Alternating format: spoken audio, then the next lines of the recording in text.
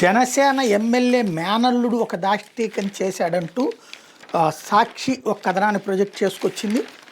అందులో భూదందాలు జరుగుతున్నాయి అన్నటువంటి పాయింట్ని హైలైట్ చేసింది. అనకాపల్లిలో జనసేన ఎమ్మెల్యే కొనతాల రామకృష్ణ మేనల్లుడు అంచెలు ఒక కాలనీ గోడను కూల్చివేయడమే కాకుండా ఇదేమని ప్రశ్నించిన కాలనీ వాసులపై దౌర్జన్యానికి పాల్పడిన ఘటన శనివారం చోటు చేసుకుంది. ఘటన మీద ఎమ్మెల్యే కొనతాల రామకృష్ణ మేనల్లుడి దాడి నానితో పాటు ఎమ్మెల్యే బంధువు అయినటువంటి కొనతాల బాల సహా 6 మీద పోలీసులు కేసు నమోదు చేశారు.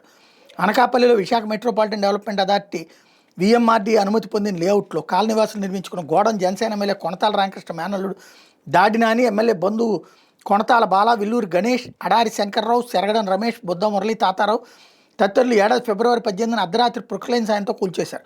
కాలనీవాసులు తమ రక్షణ కోసం చాలా కాలం క్రితం ఆ గోడను నిర్మించుకోగా ఆ గోడ అవతల ఉన్న స్థలంపై జనసేన పార్టీకి చెందిన వ్యక్తులు కన్నేశారు. కాలనీవాసులు అడ్డు చెప్పేలోపే పాత గోడను తొలగించి పక్కన మరో గోడ నిర్మించారు. గోడ తొలగించిన స్థలంలో అది తమ స్థలమైనట్టు బోర్డులు పెట్టారు.